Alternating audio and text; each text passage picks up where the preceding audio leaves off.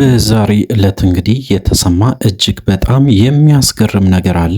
በተለይ እንግዲህ ሩታና ደስታ ቀለበት ለማድረግ ቀን እንደቆረጡ አንድ መረጃ ደርሶኛል። ስለሱ ጉዳይም በደንብ እናነሳለን። እሱ ብቻ አይደለም እንግዲህ በትላንትናው ዕለት ኤፍሬም በተለይ እንግዲህ በሄርሜላና በአብርሃም ሩም ውስጥ ገብቶ እጅግ በጣም በሚገርም ሁኔታ ብዙ ነገሮችን ሲያደርግ ነበረ። በዛሬ ዕለት ደግሞ እንግዲህ ከሄርሜላ ጋር ተገናኝቶ አንድ ፋይል እጁ ላይ እንዳለ በደንብ አድርጎ ሲያስጠነቅቃት ነበረ። ይህንን ፋይል እንግዲህ መረጃውም ደርሶኛል ስለሆነ ስለዚህ ጉዳይም በደንብ እናነሳለን። እንግዲህ ለዚህ ቻናል አዲስ ከሆናችሁ ከወዲሁ ሰብስክራይብ ማድረግ እንዳይረሳ። ወደ ቪዲዮአችን እንግዲህ ከሰሞኑ እጅግ በጣም ብዙ ነገሮች እየተከሰቱ ይገኛሉ። በተለይ እንግዲህ በአብርሃምና በሩታ ጉዳይ አንዳንድ አዳዲስ ነገሮችም እየተሰሙ ይገኛሉ። በተለይ በሄርሜላ በኩልም አዲስ ነገር ሰምተናል። ምንድነው የተፈጠረ? በዚህ ቪዲዮ ታገኛላችሁ። እጅግ በጣም በሚገርም ሁኔታ እንግዲህ በጣም የሚያስቀው ነገር ቀን እንደቆረጡ እና አሁን ላይ በተለይ ቀለበት ለማድረግ ዝግጅት ላይ እንዳሉ አንድ መረጃ ደርሶ ነበረ። ሩታ እንግዲህ በስተመጨረሻ ወስናለች።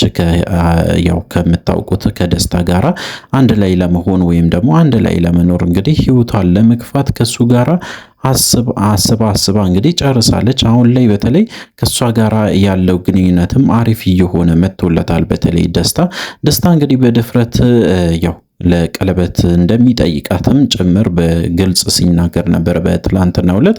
እንግዲህ ፈረንጁም በተለይ ኖቤልም ጭምር ተገናኝቶ ሶስቱም ሆኖ እንግዲህ ብዙ ነገሮችን ሲመክሩ ነበር። በጣም ብዙ ነገሮችን ሲነጋገሩ ነበረ።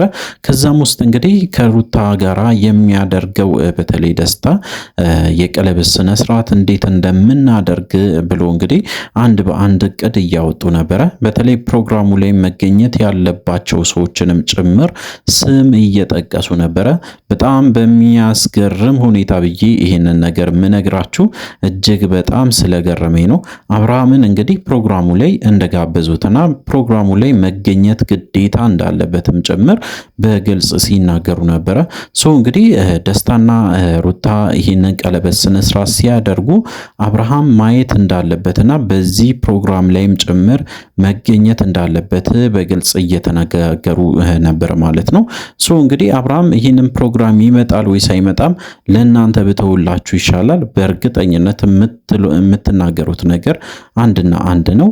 አይመጣም ብላችሁ ሐሳባችሁን ትሰጣላችሁ ብዬ ነው የማስበው። ነገር ግን አይመስለኝም። በዚህ ፕሮግራም ላይ አብርሃም ይገኛል።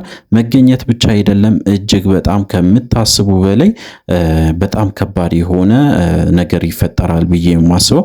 ምክንያቱም እንግዲህ አብርሃም አንድ ያልቆረጠለት ነገር እንዳለ ከፊቱ ላይ ያስታውቃል።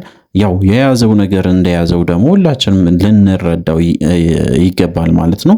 እንግዲህ የያዘው ነገር አለ ብዬ ስነግራችሁ እጅግ በጣም በሚያሳዝን ሁኔታ አብርሃምን የሚፈታተን የሆነ ነገር አለ። ሁሌ እንግዲህ የሆነ ነገር ማድረግ ይፈልጋል ወይም ደግሞ ከሩታ ጋራ የተወሰነ ጊዜ ማሳለፍ ይፈልጋል። ነገር ግን በጣም ከባድ ጊዜያትን ለብቻው እያሳለፈ ይገኛል። ከሩታ ጋራ እንግዲህ መቀራረብም አሁን ላይ ፍላጎት እንደሌለው በተደጋጋሚ እየተናገረ ይገኛል ማለት ነው። እንግዲህ ሄርሜላን ትቶ እንዴት ሩታን ያገኛታል ብላችሁ ከጠየቃችሁኝ እንግዲህ ሄርሜላን ትቶ ሊያገኛት ይችላል። ምክንያቱ ደግሞ ይሄ የመጨረሻ ውሳኔዋ ስለሆነ ይህንን ነገር እንግዲህ እንዲያመልጠው አይፈልግም፣ ማየት ይፈልጋል። እውነት ሩታ ይህን ውሳኔ ወስና ትዳር ትመሰርታለች ወይ ከሌላ ሰው ጋር የሚለው ነገር እርግጠኛ መሆን ስለሚፈልግ ቦታው ላይ ሊገኝ ይችላል ብዬ ነው የማስበው።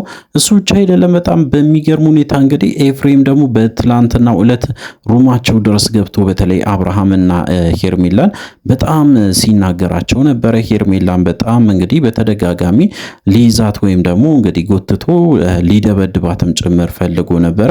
በዛን ሰዓት እንግዲህ ሄርሜላ ፈርታ ወደኋላ ስትሸሽ ነበረ። አብርሃምን ገፍትሮ እንዳስወጣ አይተናል። በስተመጨረሻ እንግዲህ አንድ ትልቅ መረጃ እጄ ላይ አለ። ያ መረጃ ደግሞ ስለ አንቺ ማንነት በደንብ አድርጎ የሚገልጽ ስለሆነ ይህን ማስረጃ ለአብርሃም አሳየዋለሁ። ከዛ በፊት ግን ለአንቺ ማሳየት ያለብኝ ፋይሎች አሉ። እሱን ደግሞ ከኔ ጋር ሆነሽ ማየት አለብሽ ብሎ እንግዲህ በግልጽ ሲነግራት ነበረ። በዛን ሰዓት እንግዲህ ሄርሜላ በጣም ፈርታ ነበረ እውነት ለመናገር።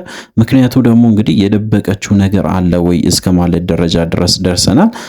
በጣም ስትፈራ ነበረ። እጅግ በጣም በሚያሳዝን ሁኔታ እንግዲህ ከሱ ጋር መነጋገር እንደማትፈልግም በግልጽ ስታወራ ነበረ። እንግዲህ ምንም ካላጠፋች ይህን ያህል ፍራቻ ውስጥ መግባት ወይም ደግሞ ይህን ያህል እንግዲህ መልስ አለመመለስ ወይም ደግሞ እንግዲህ ኤፍሬምን ላለማግኘት መሞከር ትክክልም ተገቢ ነውም ብዬ አላስብም። ነገር ግን በዛሬ ዕለት እንግዲህ እንደተገናኙ ተሰምቷል። በተለይ እንግዲህ ሄርሜላ አንዳንድ ጥያቄዎችን ስትጠይቅ ነበረ ኤፍሬምን እንግዲህ እያንዳንዱን ነገሮችን በታትኖ እየነገራት ነበረ። በተለይ እንግዲህ ባለው ሁኔታ ሲያወሩ ነበረ። በተለይ ማስረጃ እንዳለው እጁ ላይ ትልቅ ማስረጃ እንዳለ ስለሷ ፐርሰናል ላይፍ እጅግ በጣም የሚያስገርም ነገር እንዳለና ይህንንም ጉዳይ እንግዲህ በጭራሽ አብርሃም እንደማያውቀው በግልጽ ሲናገር ነበረ። እንግዲህ አብርሃም ይህንን ጉዳይ ካወቀ በኋላ ምን አይነት ውሳኔ ሊወስን ይችላል የሚለው ነገር ደግሞ እጅግ በጣም አሳሳቢ ነው። ምክንያቱም እንግዲህ ያው በተለይ እንደምታውቁት ኤፍሬም የተናገረው ነገር ውስጥ አንዱ ትልቅ ማስረጃ ብሎ የተናገረው የራሷ የግሏ ፋይል ነው። ይሄ ፋይል እንግዲህ ከባድ የሆነ ፋይል ነው። ስለዚህ ጉዳይ ላይ በደንብ ማውራት አለብን። እያንዳንዱ ነገሮችን ተመልክተ መወሰን ትችላለህ ብሎ እንግዲህ አብርሃምን በግልጽ ሲነግረው ነበረ።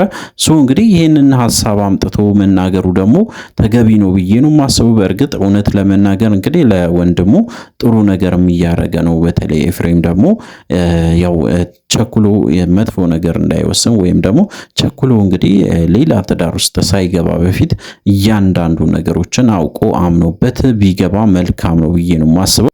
እንግዲህ የሩታና የደስታ ቀለበት ስነ ስርዓትም ይቀጥላል። እጅግ በጣም በሚያስገርም ሁኔታ ትልቅ ድግስ እንደደገሱና በሱ ድግስም እንግዲህ በጣም ብዙ ሰዎችም እንደሚገኙ እርግጠኛ ሆኖ እንግዲህ ሲያወሩ ነበረ። በተለይ እነ ኖቤል በደንብ አድርጎ በዚህ ጉዳይ ላይ ቪዲዮም ሰርቶ በደንብ ሲነጋገሩበት የነበረ ጉዳይ ነው። እንግዲህ ያው ሰርጉ ከተደረገ ወይም ደግሞ ቀለበቱ ከተደረገ በእርግጠኝነት አብርሃም ጋር መሀላቸው ያለው ነገር በጣም ይሰፋል ብዬ ነው የማስበው። ካሁን በኋላ እንግዲህ ያው የራሳቸውን ህይወት በደንብ አድርጎ ሊመሩ ይችላሉ። አትሊስት አንድ ላይ መሆን ካልቻሉም እንግዲህ ያው ለልጃቸው ደስታ ሲባል ያለውን ነገር አስተካክሎ ሊኖሩ ይችላሉ ብዬ የማስበው። እንግዲህ ሰሞኑን አዳዲስ ነገሮች ይኖራሉ። ስለዚህ እንግዲህ ለዚህ ቻናል አዲስ ከሆናችሁ ደግሞ ከወዲሁ ሰብስክራይብ ማድረግ እንዳይረሳ።